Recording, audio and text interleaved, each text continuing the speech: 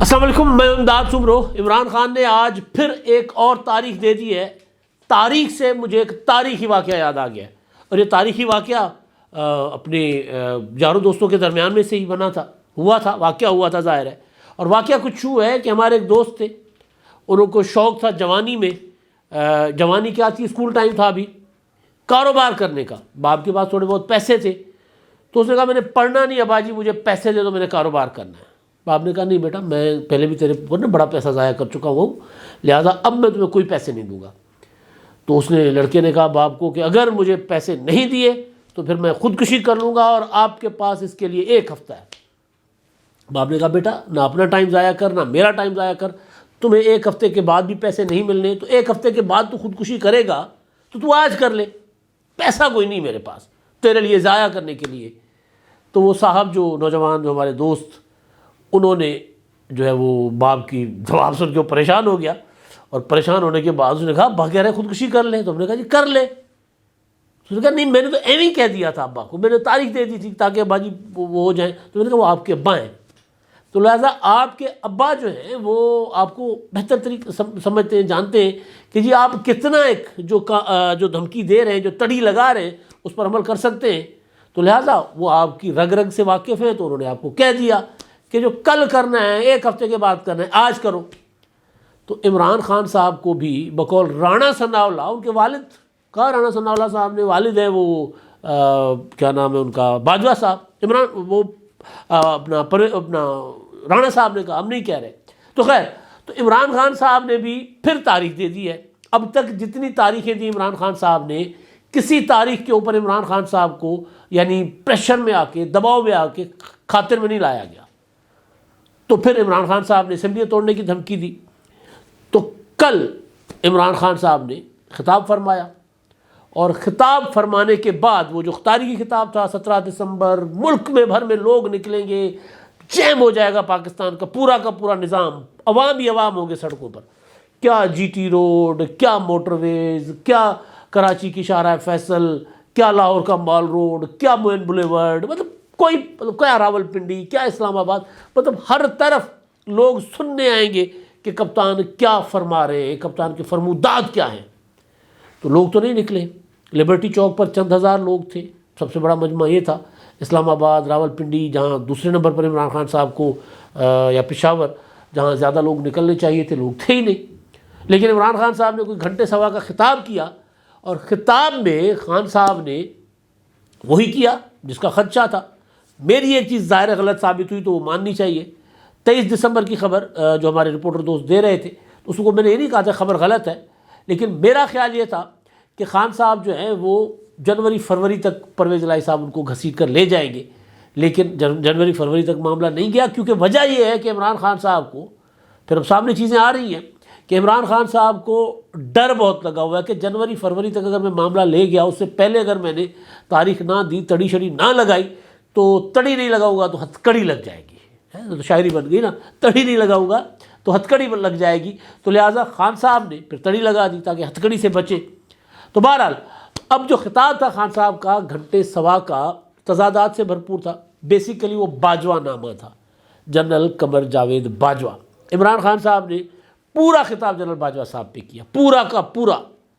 اس میں وہی باقی تو اپنے اوپر جو کرتے ہیں، جب میں کرکٹ کھیلتا تھا، جب میں دنیا میں جاتا تھا، تو وہ تو الگ باتیں تھیں ان کی، لیکن اپنی تباہی کا ذمہ دار وہ جنرل باجوہ صاحب کو قرار دے رہے تھے۔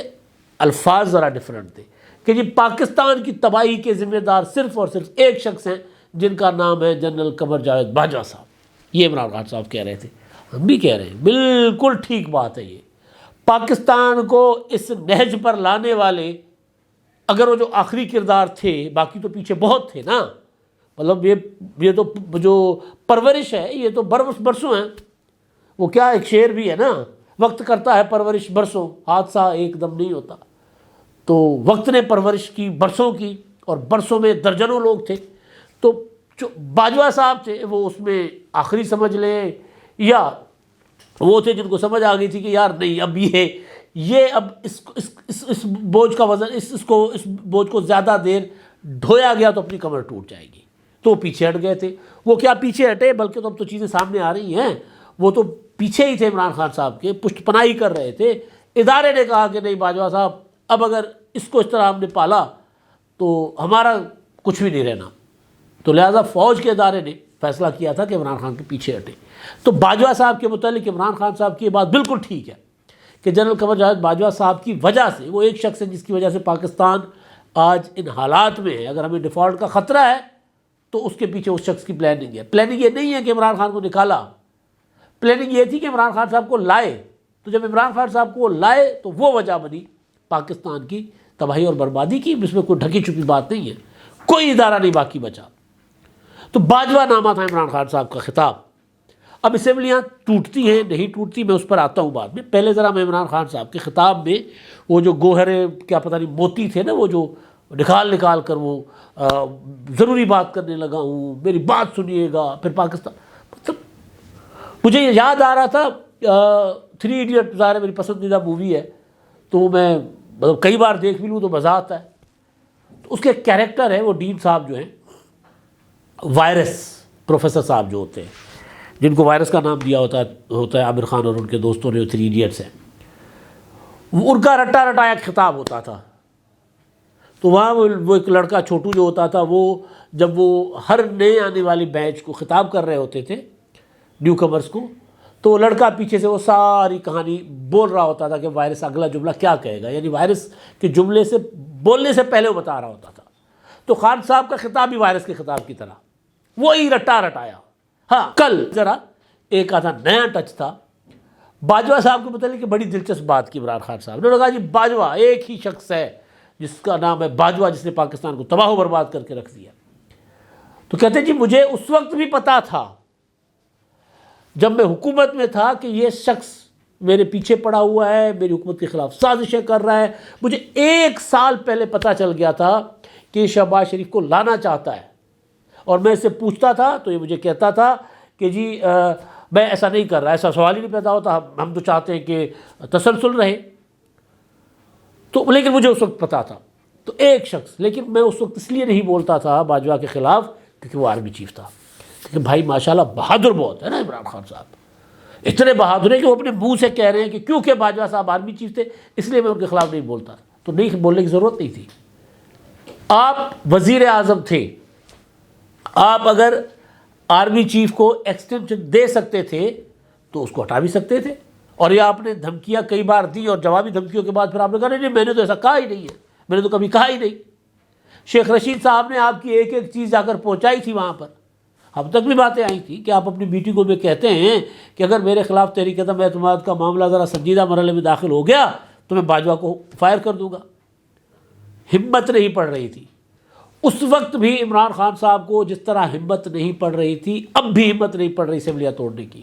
تاریخ دے رہے ہیں، وجہ کیا ہے وہ میں بتاتا ہوں، بتا چکا ہوں، دوبارہ بتاتا ہوں، کیونکہ اب معاملہ جو ہے وہ عمران خان صاحب کو اندازہ ہو گیا ہوا کہ معاملہ کتنا سنگین اور کتنا سنجیدہ ہے، کیونکہ خان صاحب جو ہیں وہ فون کرتے رہے ہیں مسلسل، فون پر فون۔ کس کو؟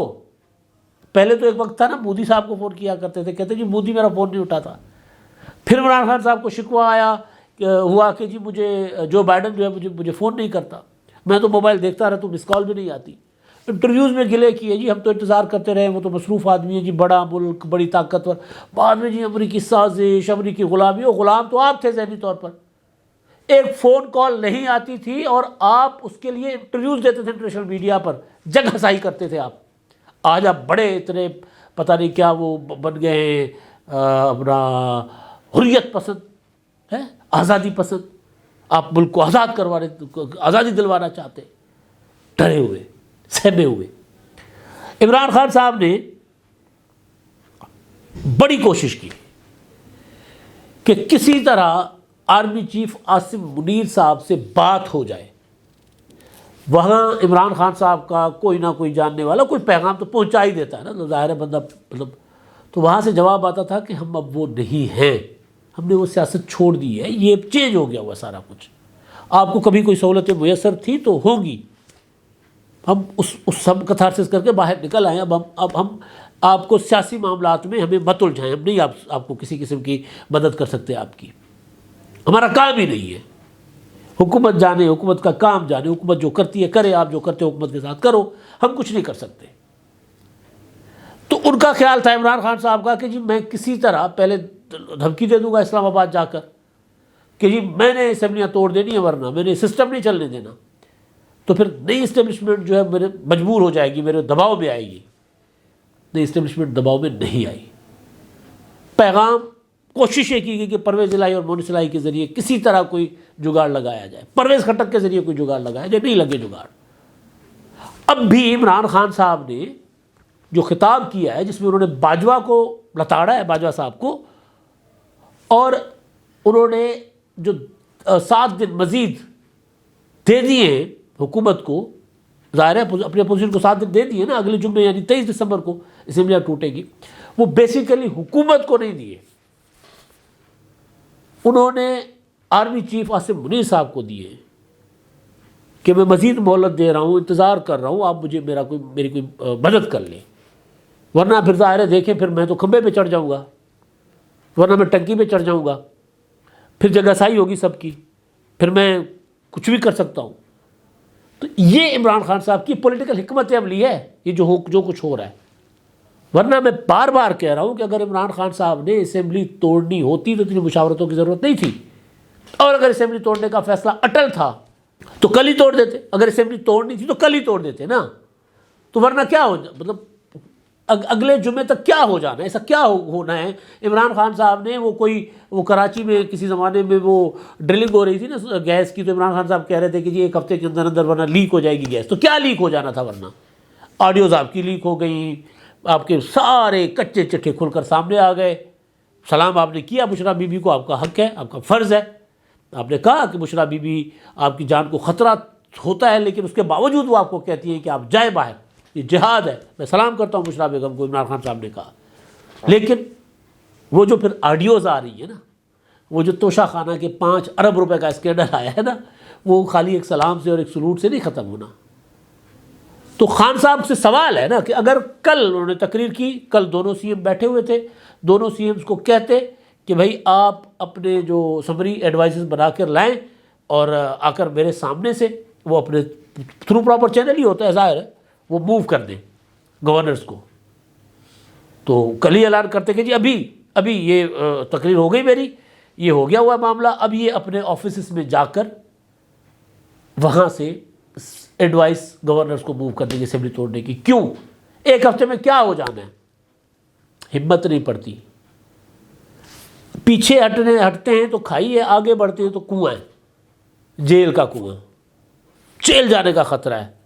اور خان صاحب جیل جانے سے اتنے ڈرتے ہیں، وہ بات غلط نہیں آصف زرداری صاحب کی کہ وہ جیل جاتے ہیں تو ان کو خطرہ ہوتا ہے کہ وہ چھپکلی سے ڈرتے ہیں۔ وہ تو خطاب لمبا چوڑا باجوہ نامہ تھا، ظلم کی داستان، ہمارے ساتھ ظلم ہوا، کون سا ظلم ہوا ہے بھائی؟